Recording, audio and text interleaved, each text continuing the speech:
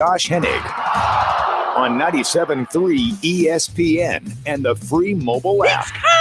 Now, live from the Matt Black Kia Studios. What a move! Here's Josh Hennig. Hump Day, Wednesday edition of Game Night on 97.3 ESPN. Josh Hennig hanging out with you. Sixers back in action tonight, and it looks like Tobias Harris will be available for your Philadelphia 76ers tonight.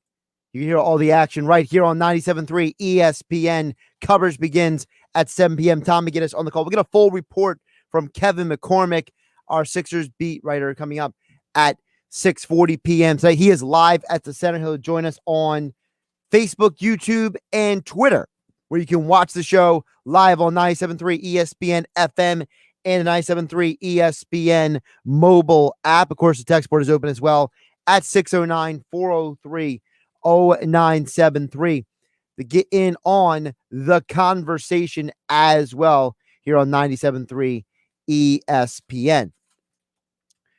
So we got a lot to get into, a little bit of time to get to it.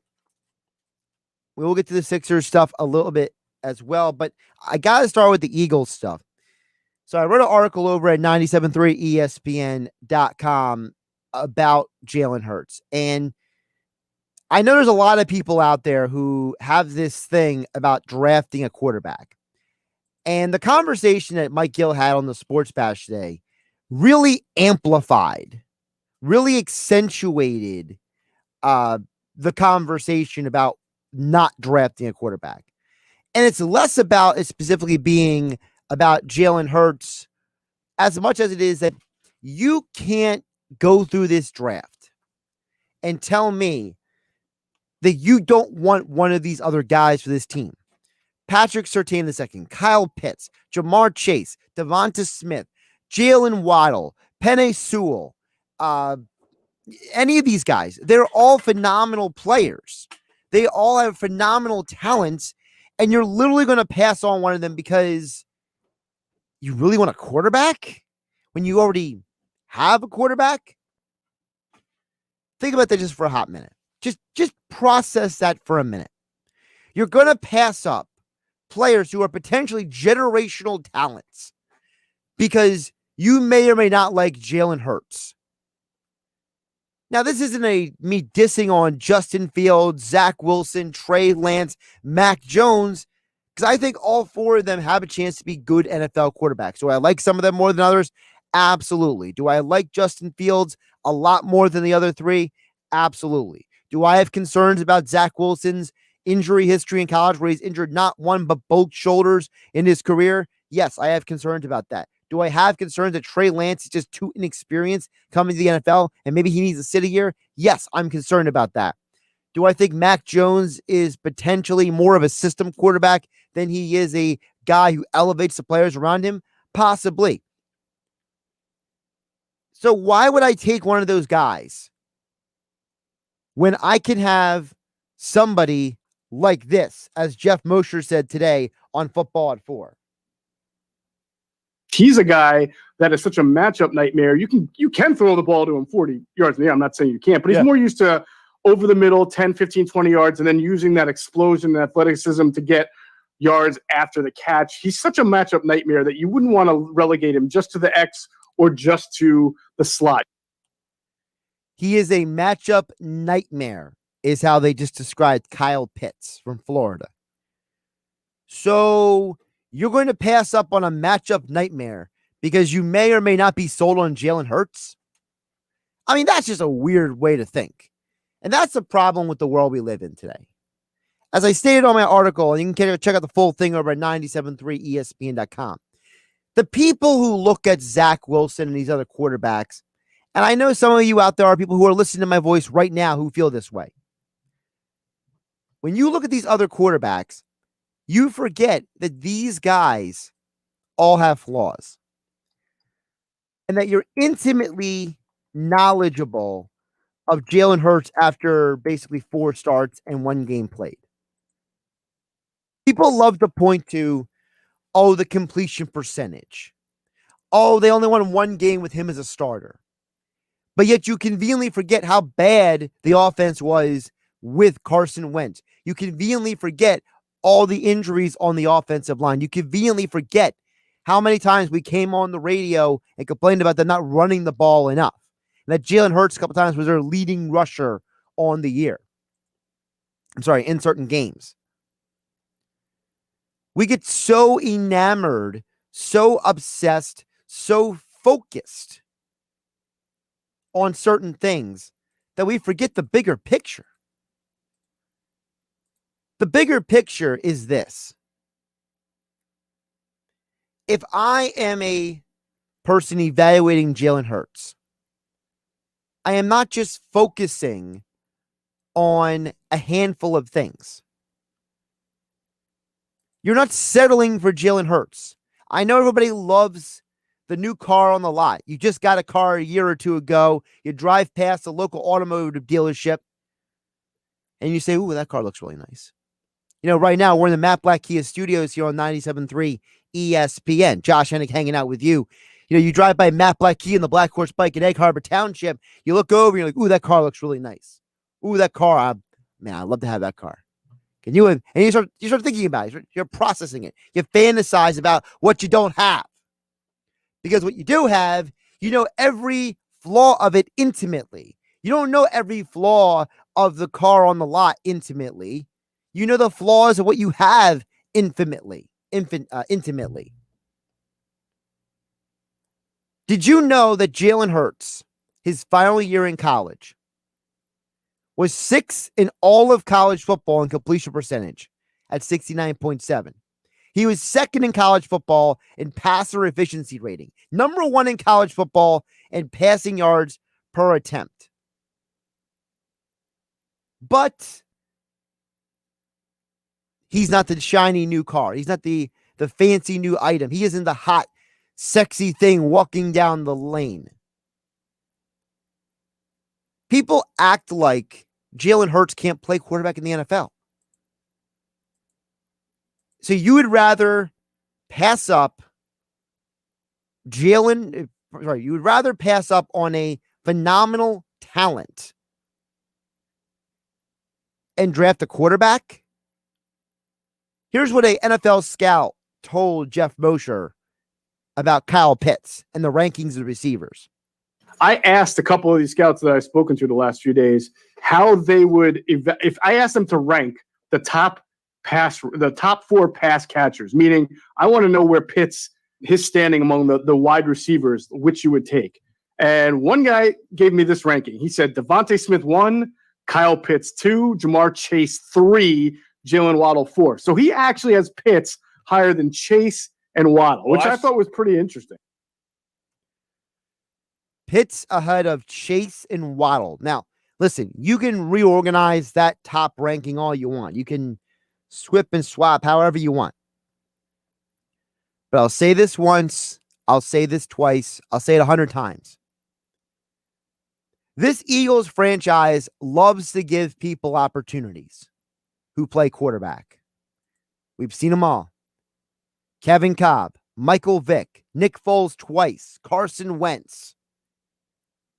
Why don't we give Jalen Hurts the same fair opportunity to play football? The obsession people have with fantasizing about what they don't have. And this is a societal problem, not just a sports problem. Everybody loves what they don't have. People jump on social media. They see somebody else's house. They see something that somebody else has, or maybe something that they would like to have, whatever platform it may be. You go on Instagram, you go on Twitter, you go on Facebook, you got that Snapchat, you got all these different platforms where you can see and absorb things that maybe you would not see and absorb in your daily life. And you fantasize about what you don't have. Because what you do have, you tend to look at it and you know all the flaws of it. You see what you do have and you're not thrilled with it.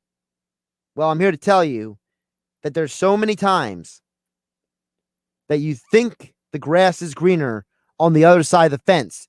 And then you get to the other side of the fence and you realize it was just the way the sun was shining on it that it looked greener.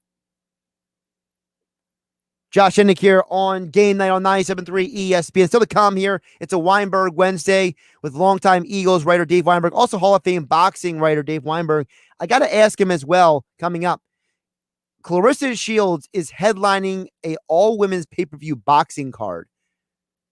I got to ask about that because we got some history coming up later this week. So we'll get into the Eagles. We'll get into boxing with Dave Weinberg. Sixers back in action tonight versus the Jazz. 7 o'clock here on 97.3 ESPN. One in the East, one in the West. Go head-to-head. Rivers versus Quinn Snyder. Gobert versus Embiid. Mitchell versus Simmons. Looks like Tobias Harris is going to play. We'll get into all the details more with Kevin McCormick at 6:40 tonight. All that still to come right here on 97.3 ESPN FM, 97.3 ESPN mobile app powered by First Bank of Seattle City. You can check out my full article about Jalen Hurts and the Eagles over at 97.3 ESPN.com. And we are live on Facebook, YouTube, and Twitter where you can watch the show. Just follow 97.3 ESPN. It's Philadelphia Flyers hockey tomorrow on 97.3 ESPN and the free mobile app with Tim Saunders and Steve Coates calling all the play-by-play action. The Flyers are in Pittsburgh to face the Penguins tomorrow. Coverage begins at 7 p.m. It's Philadelphia Flyers hockey on the radio home of the Flyers in South Jersey, 97.3 ESPN, and listen live on the free mobile app. This month, let me offer you some presidential advice. Leave your dollar in your wallet when you get 0% APR financing from Matt Blatt Kia. Matt Blatt Kia wants to get you out of that old car you hate. Come in today or visit us online and get the credit you deserve. 0% APR financing available for up to 60 months on new 2021 Kia Sportage, K5, and Forte models. Or take $4,000 off MSRP on new 2020 Kia Niros in stock. Plus Matt Blatt Kia in Toms River and Egg Harbor Township wants your trade, even if you owe thousands more than it's worth. Don't forget, you can't make a mistake with our 4-day love it or leave it return policy. It's gotta be a Matt Blatt Kia. Offers for Tier 1 and 2 credit for Kia Motors Finance. Not all will qualify. 0% on 1516 for 1,000 cars. 4,000 all 2020 euros with 2,500 Kia Motors factory rebate to dealer. 1,500 Matt Blatt Kia discount. Go to mattblattkianj.com for complete details. Expires 3/4/2021. Matt Blatt Kia, 6211 Black Horse Pike, Egg Harbor Township. And now on Route 37 in Toms River. Hey guys, are you afraid of taking off your shirt in public? Don't be embarrassed. Just say, I love Lyle back instead with male breast reduction. Many men develop a fullness in their chest as boys that persists and even worsens as they get older. This condition is called gynecomastia, and with simple liposuction, most cases can be effectively treated. Call 856-MAKEOVER today to schedule your private consultation with Dr. Lyle M. Back. That's 856-MAKEOVER, or visit ILoveLyleBack.com. One of the things I love about betting on basketball with FanDuel Sportsbook is I'm always finding new player props and game lines. And what's cool about FanDuel Sportsbook is you can combine those props with other bets from the same game to score an even bigger payout. It's called a same game parlay bet, and you can only find them with FanDuel Sportsbook. You can combine point spreads, player props, over-unders, and more into a same game parlay to get a big payout on a small bet. And right now, new and existing users can get up to $25 in site credit back each day if your parlay falls one leg short with same game parlay insurance. So just download the FanDuel Sportsbook app today and sign up with my promo code Hennig to try the same game parlays and get the same game parlay insurance. That's promo code Hennig when you sign up with FanDuel Sportsbook. Must be 21 or older to play and present in NJRPA. Refund issued as non-withdrawable site credit that expires in 7 days. Max refund $25. See sportsbook.fanduel.com for full terms, conditions, and details. Gambling problem? Call 1-800-GAMBLER. When you're running a business, you don't have time to worry about slow internet or confusing cybersecurity. So get fast, reliable internet from Comcast Business on the network that can deliver gig speeds to the most businesses. You can add the advanced security of Comcast Business Security Edge to help eliminate threats. And enjoy the peace of mind that comes with knowing 24/7 support is just a phone call away. Get fast internet and advanced security made simple so you can bounce forward with Comcast Business. Get started with 100 megabits per second internet for just $69.99 a month for 24 months with a 3-year agreement. And ask how you can add Comcast Business Security Edge. And for a limited time, ask how to get a $500 prepaid card when you upgrade. Call 1-800-501-6000 today. Offer ends 3/28/21. Restrictions apply. New Comcast Business 100 megabits per second service customers only. Early termination fee applies. Equipment, installation, taxes, and fees are extra and subject to change. Security Edge available when added to Comcast Business Internet for additional monthly charge. Call for details. Coming up on the next edition of Greeny with Mike Greenberg. Drafting a quarterback is the ultimate crapshoot in sports. No matter how good you think a player is, no matter how certain you think you are. And it is because they are completely dependent on the situation they wind up in. They are totally dependent. Every quarterback is a system player. Greeny with Mike Greenberg. Weekdays from 10 to noon on 97.3 ESPN and the free mobile app. You're listening to Game Night with Josh Hennig on 97.3 ESPN and the free mobile app.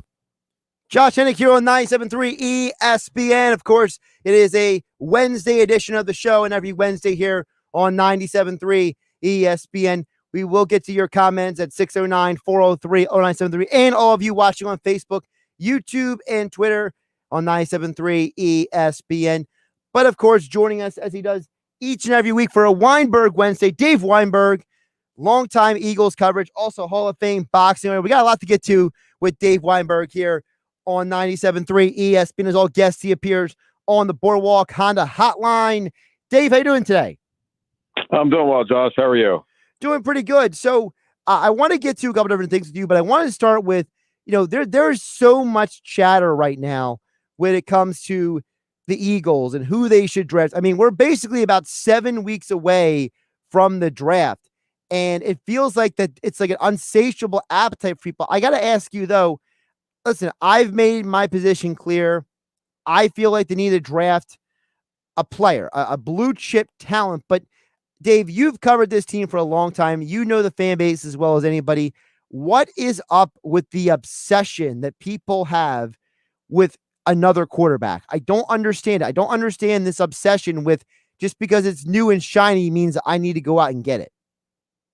No, I'm with you. I think we've talked about this before. There's absolutely no reason to take a quarterback at number 6. I know there's some guys that'll definitely go in the top 10, top 15, but the Eagles have so many holes to fill right now that, a quarterback is just the last thing they need. And I'm of the opinion that Jalen Hurts, I think he deserves the opportunity to win that job. I mean, let him play. Let him have a training camp. Let him have a preseason. Let him have an off season, and see what we can do.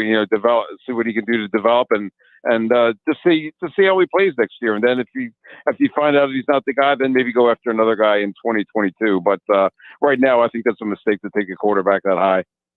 Yeah, to me, and listen, people can have their opinions about which guy they want in the draft, and I think we all can find a guy. To me, I just feel like you got the 6th overall pick, and maybe Dave, you have a preference. I know you and I both like Patrick Surtain, but even if you go offense, I mean, Jamar Chase, Kyle Pitts, Devonta Smith, Penei Sewell drops you. You let that guy go by. I feel like this is a wonderful opportunity for the Eagles to go out and get a super high caliber player that hopefully they'll never have to go out and get again. Right. I mean, I have a feeling they might have to next year too. But yeah, I mean, there's a lot of talent in this draft, especially up at the top, and you really can't go wrong at number 6 if they're going to stay there.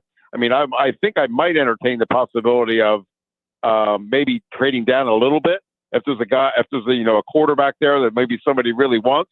Then go ahead and trade that pick, move down a couple spots, and you can still get that wide receiver or that corner or that tackle, what have you. But as it stands now, I'd be perfectly fine with staying at 6 and taking, like you said, Jamar Chase or Devonta Smith or whoever. You're going to get a good player there. Now, a lot of people are seen to be, there's people who love Kyle Pitts. There's people who are like, we don't need another tight end. To me, I wouldn't mind it as long as he's used properly. I know that people are talking about the possibility of, the 2 tight end formations like the Patriots did with Gronk and Aaron Hernandez. I personally look at Pitt's, physiology, and I see a guy who physically looks a little bit like Tony Gonzalez. He has that ability to have that kind of production. So how in are you on the idea of Kyle Pitts, and how do you think he would fit with the Eagles? I think he would fit pretty well, but I'm not taking a tight end at 6. I'm sorry. I'm just not. We're not. If you have Dallas Goedert, who's supposedly going to be your number 1, I don't think you can take not a backup, but a complimentary player that high in the draft. I think it was probably a guy in the 2nd or 3rd round that you could get that could fill that bill. I mean, Zach Ertz was a 2nd round pick. He turned out pretty well for the most part anyway. Dallas Goedert was a second-round pick for that matter. So I think that they would be okay just waiting. I don't think I would. I mean, Kyle Pitts is certainly talented and has a high ceiling, but I don't think it's that high to go 6th overall. If they did go offensively, then, because you're saying not for Kyle Pitts, is there a guy, maybe one of the receivers, that you personally prefer more than the others? That's a tough one. I would say Chase or Smith would be a tremendous addition to the both guys can stretch the field. Both guys can go get the football. You need somebody that can team with Jalen Reagor to complement him. I still think that he's got a pretty. I think he still has a lot of potential as well. You really didn't get a chance to see it last year because of injuries, and the whole team was just a disaster. Eventually. So I would probably go with either one of those guys, Chaser or Smith, if he's there. Dave Weinberg joining us here on Game Night for a Weinberg Wednesday here on 97.3 ESPN. Each and every week he joins us on the Boardwalk kind of hotline. Follow him on Twitter at Dave Weinberg19. Also, check out his extra point columns over at 97.3ESPN.com. Dave, staying with the football front, one of the things that's also interesting about as we get closer to the draft is I know a lot of people are wondering what the Eagles should or shouldn't do when it comes to things. I know the talk today is that there's reports that Brandon Graham could have his contract restructured, and there's a few other guys who could be restructured. How different do you think this roster could look when we get to training camp in August?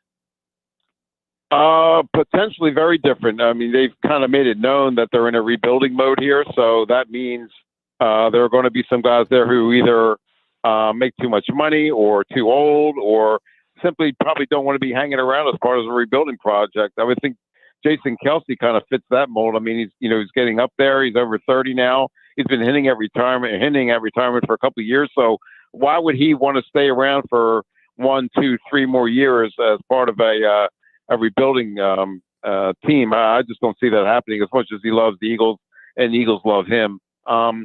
Fletcher Cox might be in the same boat. I mean, he's getting into the prime of his career now. I don't know why he would want to stick around for that kind of thing. Brandon Graham's kind of a little bit of a different story. He's kind of on the back nine of his career, so to speak, to borrow a golf analogy. And he's endeared himself to the fans in Philadelphia, and I know he loves the town, and they love him too. So that from that standpoint, I can understand why he would want to stay. But some of those other guys, I don't know if the Eagles want them back at their current price or whether they want to come back. You mentioned whether they want to come back or not. How much also is going to factor in the reality that, listen, some guys, they just might not be interested in going through, as we call it, either a retooling or rebuilding, whatever we want to call it, season. Maybe some of these guys are saying, look, I wanted to be here to win, and if you're not going to win, maybe you should find a new home for me. Yeah, I mean, I don't know how much leverage they have, but it seems like I don't know if they have the leverage that Carson had to force a trade or what have you. But yeah, like I said, those guys are they're either their careers are either winding down and they only have like 1 or 2 more shots at this, or they're just coming into their prime and don't know how long this is going to take. So if you're a veteran, you really have to weigh, your future in Philadelphia as opposed to somewhere else where you might be in better position to pursue a championship again. Dave Weinberg joining us, Weinberg Wednesday here on 97.3 ESPN. Dave's also covered the sport of boxing. He's the Hall of Fame boxing writer for a long time. And I wanted to ask you also, before you'll move on to anything else, this story about Clarissa Shields and the pay-per-view this Friday, to me, is fascinating. I'm all for people, trying to find new and creative ways to, try to put themselves out there, have an opportunity to do what they love. But the fact that she had to go out and make her own pay-per-view to be able to make some of these fights work, I mean, what does that say about where the world is right now, that someone of her profile is in this situation? Yeah, I mean, she's really taking a risk here, and I have a feeling it's just not going to do very well. I mean, she's certainly, among the top, if not the top 2 or 3 women's boxers in the country or in the world. But I don't know how popular she really is with the boxing public. And I think Showtime kind of like played their hand a little bit by not showcasing her yet. I mean, she has that contract with Showtime, or she did, and she fought like 4 or 5, 6 times on that network, and I don't know what the ratings were, but I don't think they were spectacular. This is a real gamble on her part. I think she was just tired of waiting around, because now that it seems like Showtime doesn't have any big plans for her, or none of the other promotional companies either. So I guess she really had no choice but to pursue this. You know, when you think about also the fact that you just mentioned, you know, where boxing is right now, why do you feel like boxing is where they are when it comes to women fighters? Because, for example, in MMA, you know, women fighters are celebrated, they're promoted. You know, Amanda Nunes, she's fighting this Saturday, and she's being promoted actually almost more than the main event. So why is it that MMA has treated female fighters different than boxing has? That's a good question, Josh, and I really don't know the answer. I guess it seemed like women's boxing had a little bit of an upsurge. You know, we're talking a few years now with Christy Martin, Layla Ali, but for whatever reason, that never seemed to develop any staying power. I don't know why that is.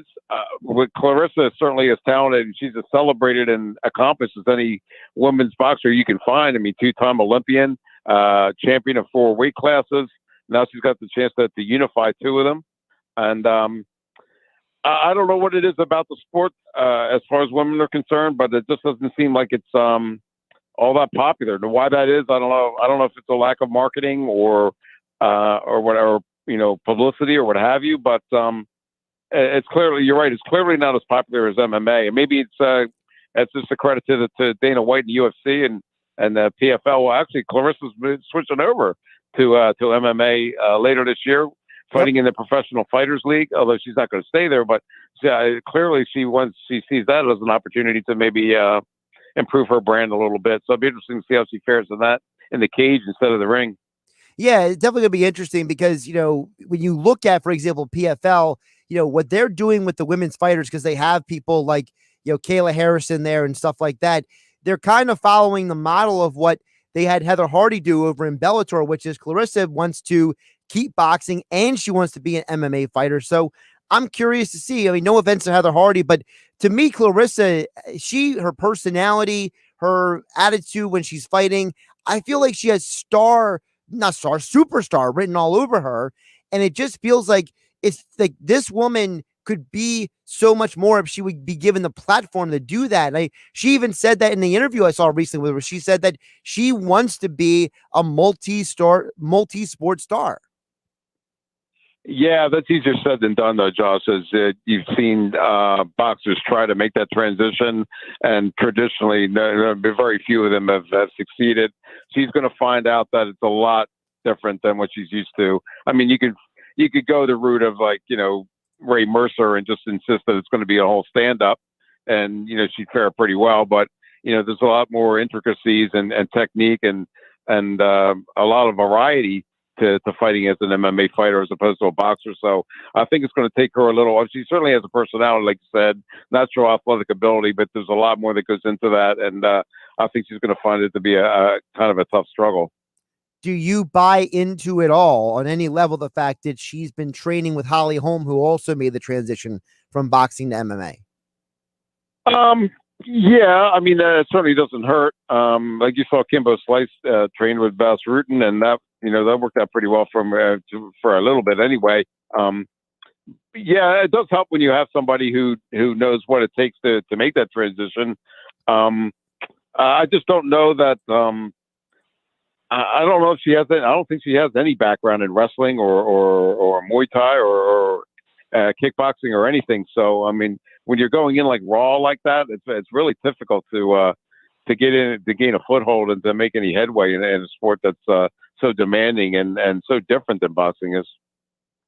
He's Dave Weinberg. You can follow him on Twitter at Dave Weinberg19. Check out his extra point columns over at 973ESP.com. Also check out the podcast that is Tequila and Touchdowns with Dave Weinberg. He joins us every Wednesday that chatted up here on Game Night, and as all guests, he appeared on the Boardwalk Honda Hotline. Dave, always appreciate the time and the conversation. Oh, thanks, Josh. I appreciate it. Take care. Josh Hennig here on Game Night on 97.3 ESPN. Of course, text board is open at 609-403-0973. The chat on YouTube, Facebook, and Twitter is off the wall right now. It is absolutely bonkers. So I got to get to some of your comments watching on the stream. Always Testy chimes in on the YouTube channel and says, I want to roll with Jalen Hurts this season. Hey, man, I'm with you. Let's see what the guy's got. Let him sink or swim. I'm not sitting here telling you if he's going to sink or swim. I want to see if he's going to sink or swim. That's what I want to see. I want to see him get that chance tonight. 609-403-0973. Text board. We're reading some comments from people watching on Facebook, YouTube, and Twitter at 973 ESPN. Watching the show Game Night here on 97.3 ESPN. Going over the Sixers, Kenneth chimes in and says, I like the way the Sixers announcer says Joel Embiid. Well, you can hear some of the fantastic announcing of Tom McGinnis tonight at 7 o'clock right here on 97.3 ESPN FM. Jay chimes in on the YouTube channel and says, Kyle Pitts and Goddard in the West Coast offense. Sirianni needs an offensive playmaker to grow with. Then you can draft all the defense and a center after that. And listen, I hear what you're saying, Jay. Listen, I'm not against drafting Kyle Pitts. It's just, it wouldn't be my personal preference. But as I said to Mike Gill, I asked him earlier, how much do you guys think that they hired Brian Johnson from Florida to be the quarterback coach? How much do you think Johnson is being asked about Kyle Pitts? They're asking him, what's he like? How does he fit in? Would he fit in? What do you think? You know, Sirianni said multiple times in his introductory presser that I'm going to evaluate tape. I'm going to spend a lot of time trying to figure out what we should or shouldn't do. Well, don't you think that maybe part of that tape evaluation is him calling up Brian Johnson or getting Brian Johnson into the film room with him and saying, talk to me about Kyle Pitts. Tell me how he fits this offense. Tell me what we can do with this guy. I think that can't be overlooked. I don't think it's a full coincidence that Brian Johnson is from Florida and Kyle Pitts is being connected by so many people to the Eagles at 6 overall. I also think it's a coincidence that Jalen Hurts can be the starter in 2021, and Brian Johnson has known Jalen Hurts since he was 4 years old. I don't think those things are coincidences. I think there is something to be said about that. And Jay, yes, I agree with you. He is a mismatch nightmare against anybody.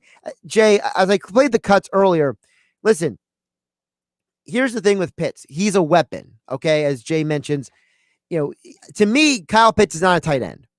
He's an offensive weapon. That's how I personally look at him.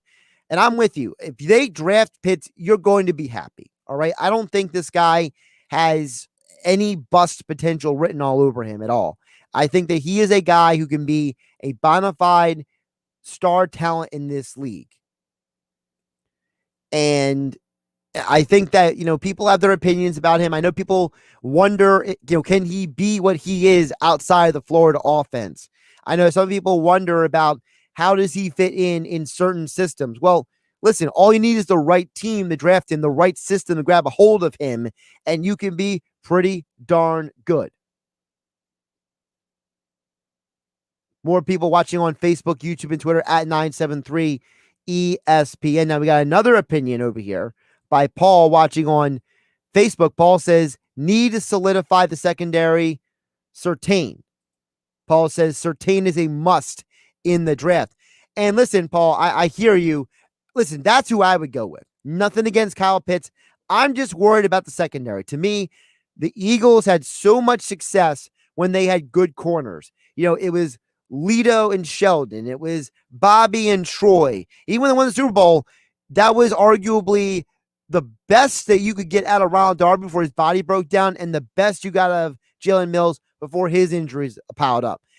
To me, you draft Surtain, you let him grow with the defense, you know what he's capable of, you know his pedigree. I agree with you. But I'm not going to dismiss the idea of drafting Kyle Pitts. I love Patrick Surtain II. I think that he is a phenomenal talent. I think that, listen, I remember it was Tony Pauline, he told us here on Game Night, who covers the NFL draft. He himself said, listen, man, this guy has a chance to be a 10-year bona fide all-pro, Pro Bowl level player in this league It might take him a year or two to get to that level, but he's got that talent. I know somebody like Andrew Duchecko, he likes Surtain, but doesn't like him as much as 6 overall. So it kind of depends on personal preference, all right?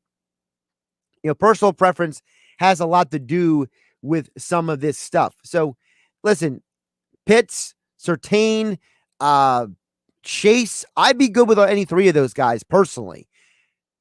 I think that you just have to make sure that if you're in a position to draft a blue chip caliber player, you don't want to swing and miss. And that's a lot of what I feel like about that.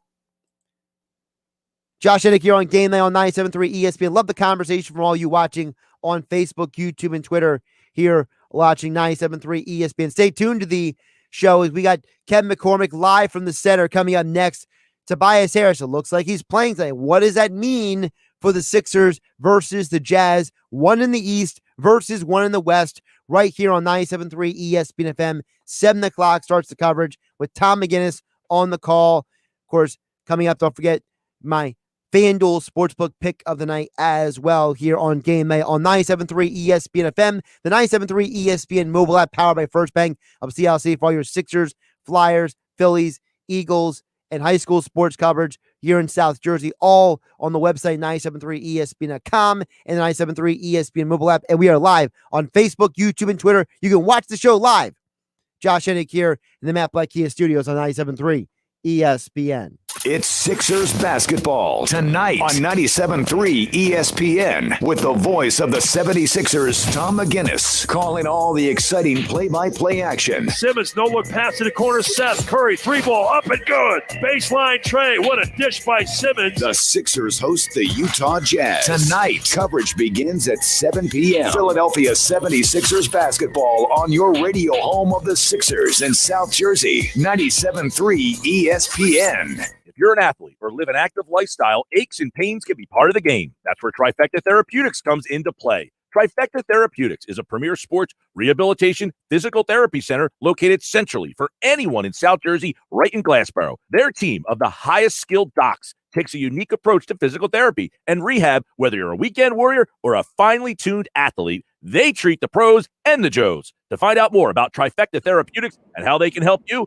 check out TrifectaTherapeutics.com. One of the things I love about betting on basketball with FanDuel Sportsbook is I'm always finding new player props and game lines. And what's cool about FanDuel Sportsbook is you can combine those props with other bets from the same game to score an even bigger payout. It's called a same-game parlay bet, and you can only find them with FanDuel Sportsbook. You can combine point spreads, player props, over-unders, and more into a same-game parlay to get a big payout on a small bet. And right now, new and existing users can get up to $25 in site credit back each day if your parlay falls one leg short with same-game parlay insurance. So just download the FanDuel Sportsbook app today and sign up with my promo code Hennig to try the same-game parlays and get the same-game parlay insurance. That's promo code Hennig when you sign up with FanDuel Sportsbook. Must be 21 in order to play in present NJRPA. Refund issued as non-withdrawable site credit that expires in 7 days. Max refund $25. See sportsbook.fanduel.com for full terms, conditions, and details. Gambling problem? Call 1-800-GAMBLER. Matt Blatt Nissan is now open on the Black Horse Pike in Egg Harbor Township, next to Home Depot, and online at mattblattnissan.com. Help us celebrate when you get out of that old car, truck, or SUV and into a brand new Nissan with the Matt Blatt Nissan Fast Track Checkout. Available online at mattblattnissan.com. Our non-touch delivery and electronic paperwork ensures your safety comes first. Plus, Matt Blatt Nissan wants your trade. Bring it in today and help us celebrate the all-new Matt Blatt Nissan on the Black Horse Pike in Egg Harbor Township, or visit us online, mattblattnissan.com.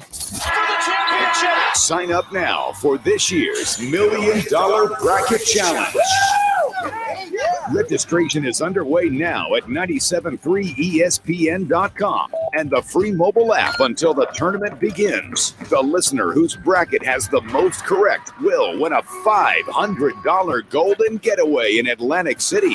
Thanks to our friends at GoldenNuggetSports.com. And the top 20 listener brackets will receive a free bet at GoldenNuggetSports.com. So register for the $1 Million Bracket Challenge. Hell yeah! Now at 973ESPN.com or the free mobile app. Must be 21 plus to place a bet. Only available in New Jersey. Free bets are for online sportsbook only. Please see website for terms and conditions. A national championship. So head to 973ESPN.com or the free mobile app and register for the $1 million bracket. Now, more Game Night with Josh Hennig on 97.3 ESPN and the free mobile app. Josh Hennig here on 97.3 ESPN. Of course, we're here every night getting you ready for all the action every single night. And of course, tonight on 97.3 ESPN, we'll be joined by Kevin McCormick. He's going to join us coming up next here on 97.3 ESPN. You can see him live on Facebook, YouTube, and Twitter. You get your way for Sixers basketball tonight. Sixers pregame coverage being brought to you by Trifecta Therapeutics in Glassboro, South Jersey's premier sports rehabilitation and physical therapy center, treating the pros and the Joes. Visit them online at trifectatherapeutics.com. Yes, Kevin McCormick live on the stream, joining us here on 97.3 ESPN. Now, Kevin, let's describe the scene a little bit for you. So, really quick before we get to the game itself, it looks like you are seated in a different spot than in the past that guys like you, Paul, and Blevins have been in. So where are you seated today for the game? Well, we're still in our usual seating. I actually they have these nice little tables out on the concourse for people to kind of, have a quieter workspace or to eat a meal real fast when they get here before they go out to their table on the lower bowl. So I stepped out just so you guys don't hear like the echo of the music playing from the DJ and such.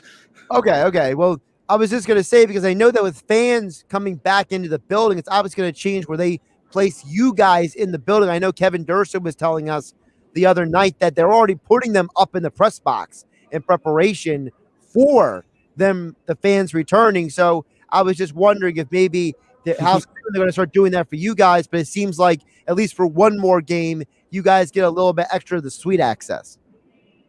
Yeah, for now we're still spoiled in our A+ seats on the lower bowl. Nice. Well, listen, nothing wrong with that, in my opinion. He's Kevin McCormick, of course. Follow him on Twitter at KevinMCC973 here as one of our Sixers beat guys. All the Sixers coverage over at 97.3 ESPN.com. All right, let's get into the nitty gritty, Kevin. Starters include Tobias Harris. He is back. It's really interesting because on one hand, it's great that he's back. But on the other hand, it's kind of like maybe he could have waited one extra game, got to the All-Star break, got a little extra healthy. But, you can't tell a competitive guy like Tobias Harris just to sit around and do nothing. Yeah, I'm very indifferent about the decision. Once he went down in the Mavericks game, I was just kind of like, all right, shut him down for these last 3 games. Because this is a guy in Tobias Harris who's been out there every night playing big minutes for this team. I think using those 3 extra games to just give him a little bit of extra time to get off his feet and help him just feel a little more refreshed heading into the second half of the season would have been great. But like you said, Tobias is a workhorse. He's a leader on and off the floor. He wants to lead by example. He wants to be out there helping lead this team, especially in a game like tonight where they're playing a Utah Jazz team who's still playing great basketball and the top seed in the Western Conference. Now, you mentioned about the Jazz. Obviously, this can be considered now a measuring stick game for the Sixers. One in the East, one in the West. Sixers have all their guys. The Jazz have all their guys in the starting lineup. How do you feel like the Sixers match up versus the Jazz, considering the last time they played them, there was no Embiid. The team looked different. Simmons went out at that huge game. Tobias had a huge game, but there was no Embiid. So aside from the obvious, what is the biggest difference going into this game tonight as the Sixers run it back with the Jazz? The biggest thing I would say is, who is Rudy Gobert going to defend when the Sixers are on offense? Obviously, you could say the first option could be Embiid, or maybe they try and use Gobert as like a patrolman under the rim and try and negate Simmons, even though it didn't work the first time. So I'm very interested to see how that goes because, yes, Ben Simmons had a very, a career night the first time these teams faced off. But like we said, Joel Embiid was not in the lineup, and he kind of was allowed to get downhill more and expose that mismatch with Rudy Gobert. So if they go with a smaller defender like an Ingles or a Bogdanovich on him, I'm very interested to see if that's a mismatch that Ben Simmons can continue to exploit, or maybe even if Doc Rivers tries a lot of Ben Simmons, Joel Embiid pick and roll, because maybe he wants to continue that attacking of Ben Simmons or Rudy Gobert around the rim. So that's kind of a little battle within the game that I have circled so far heading in.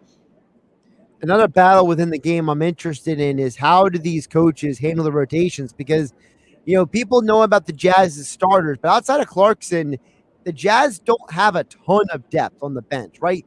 Obviously O'Neal, he's an okay player. He's not something special to write home about. Clarkson's probably a six-man candidate, but how do the coaches handle the benches? Because the Sixers, it's been hit or miss. The Jazz, they don't have a great bench. It's going to be interesting because, like you said, obviously with Joel Embiid was a big name that wasn't in the game the first time these two teams faced off, but the Jazz were also without Mike Conley, who's a starter for them and has been kind of in the all-star conversation. So, like you said, Royce O'Neal is most likely a guy that's going to come off the bench tonight. Shake Milton will be in the game for the Sixers, which is big because the bench disparity was a key factor that led to Utah winning that game. Jordan Clarkson himself outscored the entire Sixers bench unit by scoring 40 points that night. So the rotations are going to be interesting. It's going to be fun to see if these two coaches ride their stars just because they're heading into the All-Star break and they're going to have a week off to prep. So I would say the rotations are a big thing to watch, but more importantly, just with that Utah rotation, even though they're weak off the bench, Jordan Clarkson has just been phenomenal in that six-man role. So containing him when the second unit are out on the floor is still a major thing to watch, even though Utah might not be as deep of a team. Kevin McCormick joining us here live from the Wells Fargo Center here on 97.3 ESPN. Sixers versus the Jazz coming up at the top of the hour. Tom McGinnis on the call right here on 97.3 ESPN. Obviously, Kevin, this is the Sixers' final game before the All-Star break. So there's an opportunity for them to hit the reset button. What is the biggest thing the Sixers need to hit the reset button with in terms of how they've played in the first half? I think the biggest thing that could really use a reset button is the second unit. Although they played great in that win against Indiana, these past few weeks have been a real struggle for them with, just creating offense and guys getting hot and cold at random times. So I think them just getting a week off their feet and the big picture, I think just hitting the reset button in general, just having this group be able to kind of look back on how this first half of the season's gone, address what they need to fix. Everybody kind of gets that breath of fresh air. They're able to kind of stretch their legs and relax without playing every other night. And then you get to come into the second half of the season and continue to just keep things rolling to try and keep that top spot in the Eastern Conference. Because I feel like one thing that isn't talked about enough is with this, rugged schedule of playing almost every other day, this team doesn't really get to practice. And this is a Sixers team that had a lot of turnover within the roster. So I think now that this group has such a large sample size to work with, Doc Rivers is going to be in the lab all week during this break, figuring out what he needs to adjust, seeing the pros and cons of how this first half of the season went and working towards adjusting those for the second leg. When you think about that bench as well, I know a lot of people talk about who they should trade for. I've heard Lou Williams starting to creep up as a name. Kyle Lowry's out there. George Hill has been mentioned. Alon Wright. For the Sixers, what is more important for them? Is it more important for them to get guys who are coming off the bench or to find a starter who bumps somebody onto the bench? I would say it's more important to go get a bench piece just because when you look at this Sixers team as a whole and their strengths and weaknesses, none of their real weaknesses come within the starting lineup. So I've still been in the camp of if you're going to acquire pieces, it should be continue to upgrade your weaknesses, not try and throw a wrench into a good thing that's been working well. So if you can go get a veteran guard who's more of a pure point guard, who can come in, who can run an offense when Ben Simmons is off the floor and really help Shake Milton embrace his combo guard play style and let him score on all three levels. And then if you can go get a stretch big, Mike Scott was phenomenal in the win against Indiana. He seems to be really picking it up. But I think if a guy like PJ Tucker really becomes available and he's a guy you can go and get, then you definitely go and get him. Would you rather keep Mike Scott or would you rather get PJ Tucker?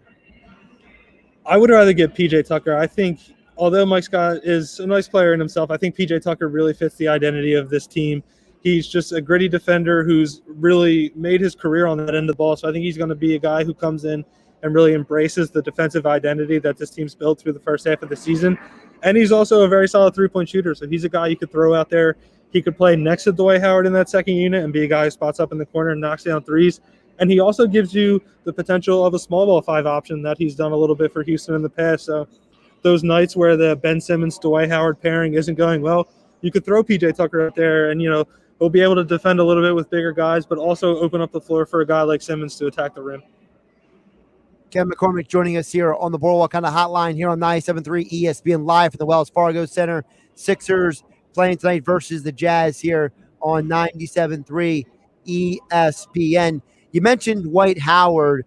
Obviously, he's been a big part of this team thus far. What do you think is his role going to be moving forward? Because obviously when you go into the playoffs, you got very specific matchups you got to prepare for in the postseason. And teams like, for example, the Nets, they don't really have a center. They don't really have a big man you would go against. So how do you think Dwight Howard's role might change as we get approached to and in the postseason? I could see it shrinking a little bit, and it could also maybe become matchup dependent, sort of like how it did for him with the Lakers last season, where sometimes he was a starter, sometimes he was getting minimal minutes just because they were going off the team they were facing. So when the playoffs come around, you should expect Joel Embiid to see a minutes bump. So obviously his role is going to decrease there. But if they're playing a smaller team who kind of has more of a smaller bench unit and embraces that small ball in the second unit, maybe you don't see Dwight Howard as much and you try to combat it. But I think it will really depend on how this roster looks heading into the postseason and will very heavily depend on who they're facing in said matchup. I want to play you something that Paul Hudrick said earlier today on the Sports Bash with Mike Gill. They were talking about the possibility of the Kyle Lowry situation. If they trade for him, shouldn't they trade for him? Obviously, it's been a conversation we all have had. This was Hudrick on best and worst case scenarios. Take a listen. The best case scenario is you make this move and you win a championship and you re-sign Kyle Lowry. That's the obvious best case scenario. Worst case scenario, you make this move, you don't win a championship, and you don't re-sign Kyle Lowry. If that's the case, you still have Joel Embiid, you still have Ben Simmons, you still have Tobias Harris, and then you have Daryl Morey with some cap space. I love the part at the end where it says Daryl Morey with cap space. I think we've times that this is not a one and done thing. This is they want to win multiple times. They don't want to just run at it once and then never run at it again. I agree a lot with what Paul said. Kyle Lowry, if you can bring him in, definitely is a major upgrade. He's a guy who's won a championship. He's a gritty defender. He's a pest. He's going to get in guys' heads during the postseason, which definitely could bring value. But the only thing that really worries me with that trade is how much you have to give up player-wise from a monetary standpoint just to match salaries to acquire him. So my only real downside to acquiring Lowry is you're really rolling the dice in terms of what you'll have left to fill out this roster, because with giving up all those contracts at the end of the bench, you're really banking on a player becoming available who fits right into that trade exception from the Al Horford deal, which is around $8.1 million, which is a reasonable amount, and you could get a decent player in that price range, and the buyout market, which, as we know, could be any players around the league. So I don't know if I'm fully on board of the idea of going all in for Lowry and then rolling the dice of hopefully being able to fill out this bench, because having a deep rotation is going to be crucial if this team wants to go to the finals. And whether or not you trade for Lowry, Daryl Morey is still going to have that cap space at the end of the year. Danny Green's an expiring contract. Mike Scott, Terrence Ferguson, Tony Bradley, whether you use them all for Lowry or they're still here, Daryl Morey is most likely going to have that cap space no matter what heading into this offseason. He's Kevin McCormick. You can follow him on Twitter at KevinMCC973. Covers the Sixers for 97.3 ESPN.com. Check out all of his coverage on the website and the 97.3 ESPN mobile app. And as all guests, he appeared on the Boardwalk Honda Hotline. Kevin, great stuff. Enjoy the game tonight, and we'll catch you soon. All right, thanks a lot, Josh. Have a good night, man. And, of course, our Sixers pregame coverage being brought to you by Trifecta Therapeutics in Glassboro, South Jersey's premier sports rehabilitation and physical therapy center, treating the pros and the Joes. Visit them online at trifectatherapeutics.com. Josh Hennig here on GameNight on 97.3 ESPN. As promised, FanDuel Sportsbook pick of the night coming up here on 97.3 ESPN. Of course, don't forget promo code Hennig when you set up with FanDuel Sportsbook to get same-game parlay insurance. If one leg of your same-game parlay falls short, you can get up to $25 back in site credit every day with FanDuel Sportsbook, but you got to use the promo code Hennig when you sign up, HENNIG. All right, a couple interesting picks I want to hit on here before we get out of here. The Atlanta Hawks are currently -2.5 at Orlando. I know they're without Cam Reddish, but the Orlando Magic are on a pretty significant home losing streak. And overall, they've actually lost 4 straight games. So I like the Hawks to cover. The Magic, they just don't play great defense right now. And I think the Hawks can light them up. The other pick I'm keeping an eye on here is last night we saw that almost every team in the NBA covered the spread who are underdogs. And tonight the Trailblazers are +2 at home. They're healthier than they've been in a long time. They're at home versus the Warriors.